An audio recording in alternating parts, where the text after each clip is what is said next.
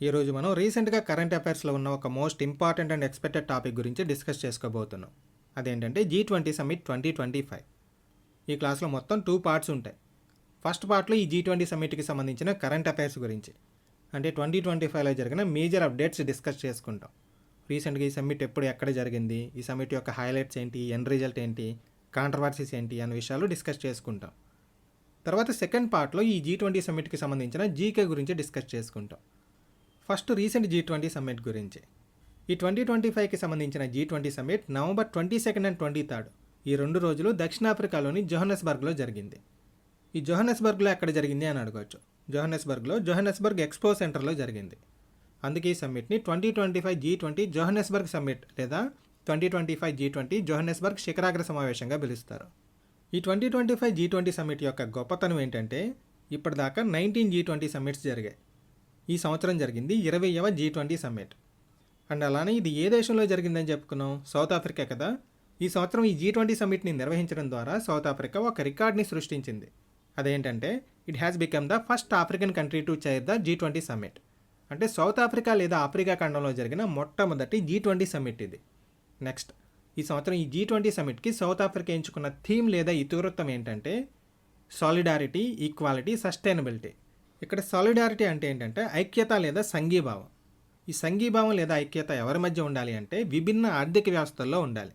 Next, equality అంటే మనందరికీ తెలిసిందే, సమానత్వం.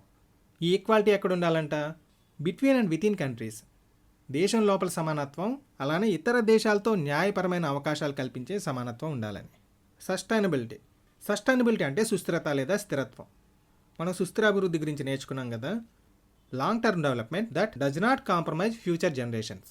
భవిష్యత్ తరాలకు నష్టం కలిగించని దీర్ఘకాలిక అభివృద్ధి. ఈ థీమ్ ఈ సంవత్సరం ఎక్స్పెక్టెడ్ బిట్, జాగ్రత్తగా గుర్తుపెట్టుకోండి. Solidarity, equality, sustainability.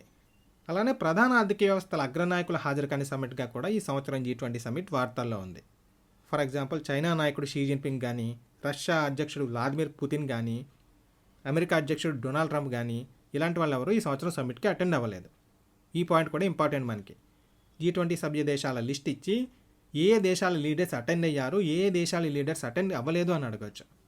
ఇక్కడ గుర్తుపెట్టుకోండి, ఈ దేశాల యొక్క అగ్రనాయకులు హాజరు కాలేదు అని చెప్తున్నాం. కానీ చైనా, రష్యా లాంటి దేశాలు ఏం చేసినాయి అంటే రిప్రజెంటేటివ్స్ని పంపించినాయి. లైక్ చైనా ఏమో ప్రీమియర్ని పంపించింది, రష్యా ఏమో ప్రెసిడెన్షియల్ ఎగ్జిక్యూటివ్ ఆఫీస్ నుంచి ఒక రిప్రజెంటేటివ్ని పంపించింది. ఫైనల్గా ఈ సంవత్సరం G20 సమ్మిట్ తీర్మానాలు mainly digital and artificial intelligence లాంటి అంశాల మీద ఫోకస్ చేయడం జరిగింది. ఈ G20 సభ్య దేశాల్లో డిజిటల్ మౌలిక సదుపాయాలను మెరుగుపరచడం మీద దృష్టి పెట్టడం, ఏఐ అంటే ఆర్టిఫిషియల్ ఇంటెలిజెన్స్ సాంకేతికతల్ని అందిపుచ్చుకునే అంశం మీద కృషి చేస్తామని, అలానే ఈ ఏఐతో తలెత్తే ముప్పు, దీన్ని తగ్గించే చర్యలను కూడా అందరం కలిసి చేద్దామని తీర్మానంలో చెప్పడం జరిగింది. అదేవిధంగా ఐక్యరాజ్య సమితి లాంటి అంతర్జాతీయ వేదికల్లో అభివృద్ధి చెందుతున్న దేశాలను కూడా ఇంక్లూడ్ చేయాలని చెప్పడం జరిగింది. ఓకే, ఇప్పటివరకు ఈ G20కి సంబంధించిన కరెంట్ అఫైర్స్ గురించి డిస్కస్ చేసుకున్నాం కదా. నెక్స్ట్, అసలు ఈ G20 అంటే ఏంటి? G20 is nothing but group of 20 అని. జనరల్గా మనకి కోచింగ్ క్లాసెస్లో ఏం చెప్తారంటే 20 దేశాల యొక్క కూటమినే మనం G20 అని పిలుస్తామని చెప్తారు. అది పార్షియలీ మాత్రమే కరెక్ట్. ఎందుకంటే ఇక్కడ ఎగ్జాక్ట్గా చెప్పాలంటే G20 అనేది 19 దేశాలు అండ్ ఒక సంస్థ యొక్క కూటమి. ఈ 19 దేశాల గురించి తర్వాత చూద్దాం. మరి ఏంటా కూటమి అంటే యూరోపియన్ యూనియన్, తెలుగులో అయితే ఐరోపా సమాఖ్య. సో G20లో ఉండే సభ్య దేశాల సంఖ్య 20 కాదు, 19 మాత్రమే. ఎందుకంటే 20వది దేశం కాదు, కొన్ని దేశాలతో కూడిన ఒక కూటమి. ఈ యూరోపియన్ యూనియన్లో మెంబర్ స్టేట్స్ ఎన్ని ఉంటాయంటే 27 ఉన్నాయి. సో ప్రతి సంవత్సరం కూడా ఈ దేశాలన్నీ కలిపి సమావేశమయ్యి గ్లోబల్ ఎకానమీకి సంబంధించిన అంశాలు అంటే financial stability, climate change, sustainable development ఇలాంటి అంశాల గురించి డిస్కస్ చేసుకుంటాయి. అంటే ఈ అంశాలను ఎలా కంట్రోల్ చేస్తే మన ఎకానమీస్ అన్ని స్థిరంగా ఉంటాయన్న దాని మీద వీళ్ళు డిస్కషన్ చేసుకుంటారనమాట. సో ఈ సమావేశాలను మనం ఏమని పిలుస్తామంటే G20 సమ్మిట్స్ అని పిలుస్తాం. సో G20 అనగానే మనకి గుర్తు రావాల్సింది ఏంటి, 19+1, 19 దేశాలు ప్లస్ ఒక యూనియన్ లేదా సంస్థ. ఇక్కడ వరకు క్లారిటీ వచ్చింది కదా.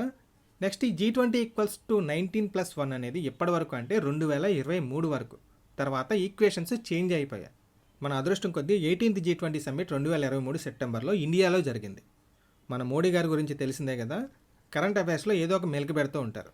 ఈసారి ఏం చేశారంటే ఈ G20 కూటమి యొక్క స్వరూపాన్ని కంప్లీట్గా మార్చేయాలని డిసైడ్ అయిపోయారు. సో ఈ G20 కూటమిలో ఆఫ్రికన్ యూనియన్కు పర్మనెంట్ మెంబర్షిప్ ఇస్తున్నట్టు ప్రతిపాదించారు. ఆబ్వియస్లీ మిగతా దేశాలన్నీ కూడా దీనికి ఆమోదం తెలిపాయి. So for the first time G20 కూటమిని ఎప్పుడు విస్తరించారు అని అడిగితే ఆన్సర్ ఏంటి, 2023లో విస్తరించారు. సో ప్రస్తుతం G20 అనగానే మనకి గుర్తు రావాల్సింది ఏంటి? 19+1 కాదు, 19+2. 19 దేశాలు ప్లస్ 2 యూనియన్స్, సంస్థలు లేదా కూటములు. ఏంటి ఆ 2 యూనియన్స్? ఫస్ట్ అయితే ఇంతకు ముందే చెప్పుకున్నదే, యూరోపియన్ యూనియన్. సెకండ్ యూనియన్ ఏంటి? 2023లో కొత్తగా యాడ్ అయిన African Union. EU and AU అనమాట. సో ఈ 2 సంస్థలు, European Union and African Union కాకుండా రిమైనింగ్ దేశాలు ఏమేమి ఉన్నాయంటే Argentina, Australia, Brazil, Canada, China, France, Germany, India, Indonesia, Italy, Japan, Mexico, Russia, Saudi Arabia, South Africa, South Korea, Turkey, UK and US. Okay, ఈ సభ్య దేశాల పేర్లు కూడా ఇంపార్టెంట్. సో ఇక్కడ కరెంట్ అఫైర్స్లో గుర్తుపెట్టుకోవాల్సిన ఇంకొక ఇంపార్టెంట్ పాయింట్ ఏంటంటే, ఈరోజు అమెరికా అధ్యక్షుడు డొనాల్డ్ ట్రంప్ ఒక అనౌన్స్మెంట్ చేశారు. అదేంటంటే వచ్చే G20 సమ్మిట్కు దక్షిణాఫ్రికాపై నిషేధం విధిస్తున్నామని. దీనికి బ్యాక్గ్రౌండ్ రీజన్స్ ఏమైనా కానివ్వండి, ట్రంప్ పైకి చెప్తున్న రీజన్ ఏంటంటే సౌత్ ఆఫ్రికాలో వైట్ మైనారిటీ ఫార్మర్స్, తెలుగులో చెప్పాలంటే శ్వేత జాతీయులైన రైతుల మీద వివక్షత ఎక్కువగా చూపిస్తున్నారు. సో దీనికి అగెనెస్ట్గా మేము సౌత్ ఆఫ్రికాని 2026 G20 శిఖరాగ్ర సమావేశం నుంచి బహిష్కరిస్తున్నామని చెప్పారు. అంటే వచ్చే సంవత్సరం జరగబోయే G20 సమ్మిట్. సో ఈ సమ్మిట్ నుంచి సౌత్ ఆఫ్రికాని బహిష్కరిస్తున్నామని అమెరికా చెప్పింది అంటే రీజన్ ఏంటి? ఈ సమావేశం ఎక్కడ జరగబోతున్నట్టు నెక్స్ట్ ఇయర్ అమెరికాలో జరగబోతుంది. ఓకే, ఈ పాయింట్ గుర్తుపెట్టుకోండి. యాక్చువల్లీ జియో పొలిటికల్ రీజన్స్ అన్నీ మనకు పెద్దగా అవసరం లేదు, కానీ జస్ట్ 2 లైన్స్. రీసెంట్గా 2025లో దక్షిణాఫ్రికాలో జరిగిన G20 సదస్సుకు అమెరికా అటెండ్ అవ్వలేదు.